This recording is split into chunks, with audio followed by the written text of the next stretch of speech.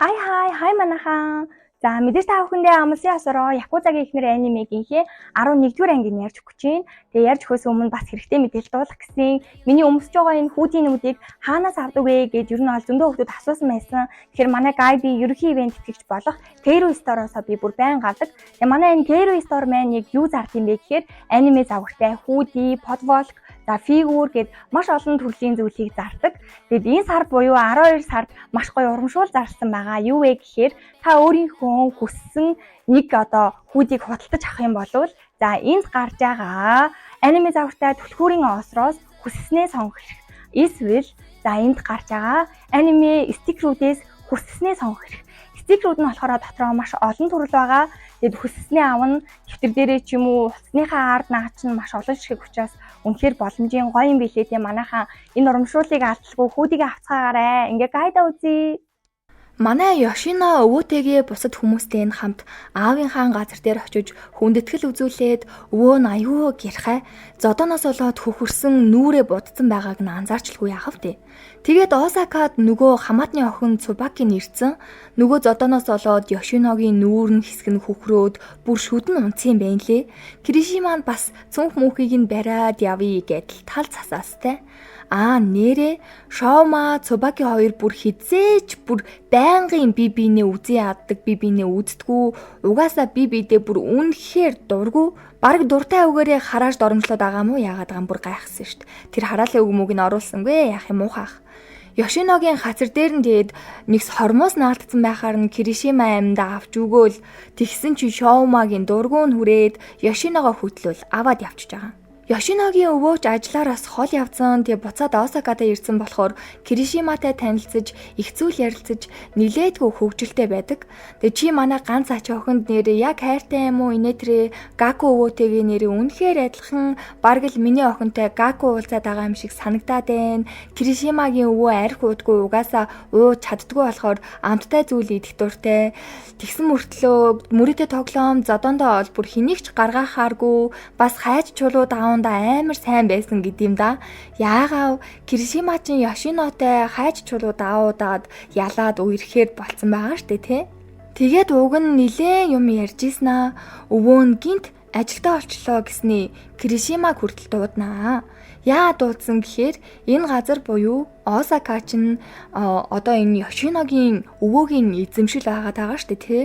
Тэгтэл өөрийнх нь эзэмшил дээр нь зодон цохио хийж үүмийн самуун дэгдээсэн гэд Ёшиног хүртэл аюултай байдалд оруулсан гэдгийг нь өвөө нь аль хэдийн олоод мэдсэн байдаг.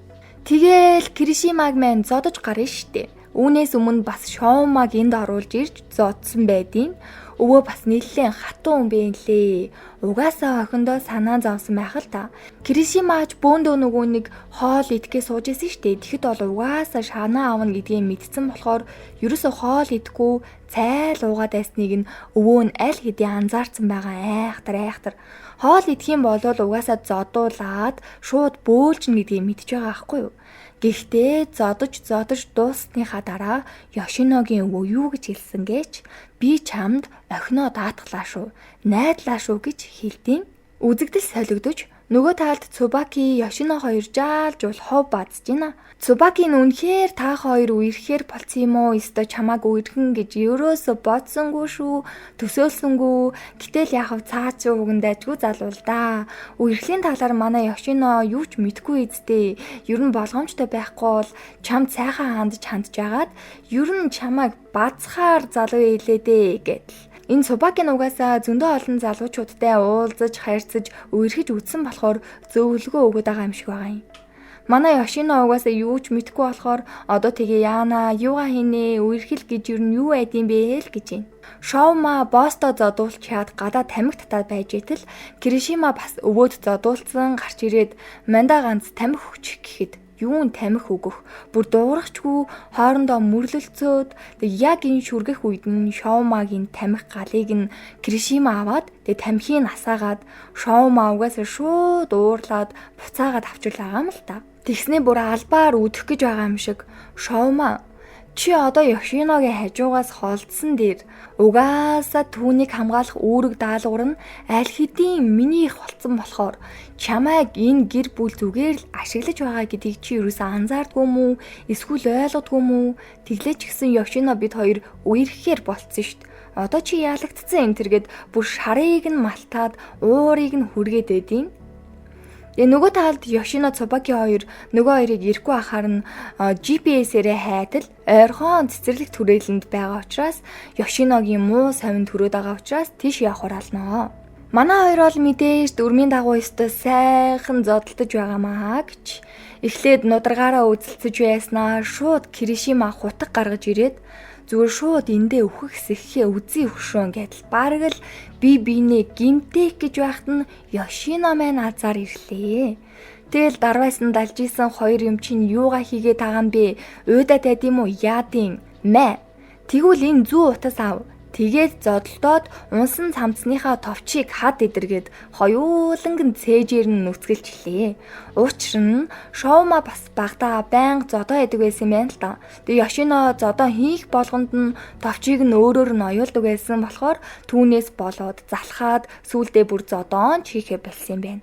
Ингээд энэ Киришима Ёшиногийн үгийг нь авахгүй байсан болохоор Киришима миний асуултыг үл тоох болгонд Шоума чи намайг нисэлж байгаарай гэд чамтай үерхэх болсон шалтгаан нь бараг Шоума. Учир нь би Шоуматай багаасаа олон жил хамт байсан, хамт амьдэрсэн. Энэ давуу талаа дарахын тулд чамтай үерхсэн байдал чи өстө Шоумад баярлахгүй бүр зодоонуудын энэ төр хийгээд л гэл. Тэгээд Цубакиг түр Киришимаг аваад гэрлүү харьжий. Найз нь Шоуматай ярих зүйл анаа гэдэл манайх хоёр маань үлдлээ. Гэтэл яг үнэндээ Ёшиногийн өвөөд зодуулсан гэдгээ Ёшинод мэддэхгүйгээд бараг л албаар зодоон хийсэн болж таардаг. Тэгээ Цубаки нь бас үргэж байгаа бол үерхсэн шиг үерхэд хамт хөөрхөн хичээл номоо хийгээрэй гэж зөвлөгөө өгч мөгнөө. Ёшино маань хичнээн ууртайж гисэн тэгээд уурлангаа бас юмыг нь ойж өгöd байгаамаа. Киришима тайртай болсноос ядчил худлаа үнэн ингээд үерсэн дээрстэй үерхэх хэсэг нь бол угаасаа л цаг хугацааны асуудал байсан штэ. Шоума чи одоо өвсөндөө уурлаад байгаа юм гэхэд Шоума угаасаа бүр үнэхээр тэнэг залуу гэдэг. Нэр Шоума маань найз охинтой байж байгаа цалцсан болохоор Ёшино үерхлийн талаар асуунгаа манай гэрийнхний бүгдийнхээ сэтгэлд угаасаа нийцсэн хүн гэж байхгүй маа. Би одоо ер нь яг ямар хүнтэй гэрлэвэл болох юм болоо гэсэн чинь Шоума намайг алж чадхаар залуу гэдэм да шок за. Хариуд нь Ёшино гэхдээ ахав Шоума би чамтай насаараа хамт амьдрахад бол зүгээр штэ. Гайгүй ажил төрөл хоёлаа хийгээд мөнгө төгрөгөө цуглуулад амьдрахад бол ямар ч асуудал байхгүй сайхан амьдрах л байх гэсэн чинь Шоума. Тийм ээ тийм угаасаа би ч гэсэн чамтай насаараа хамт амьдрах юм бол үнэхээр хөвгжүүлтэй байна ухаа гэд 11-р анги дууслаа. Бүр яг яа гээд байгаа юм бэ те гэдэг шиг. За ингээд дараагийн 7 хоногт мэдээж 12 дугаар ангийн яриад өгөн бас баярын гайдуудаа бэлдсээр байгаа шүү. Зүрх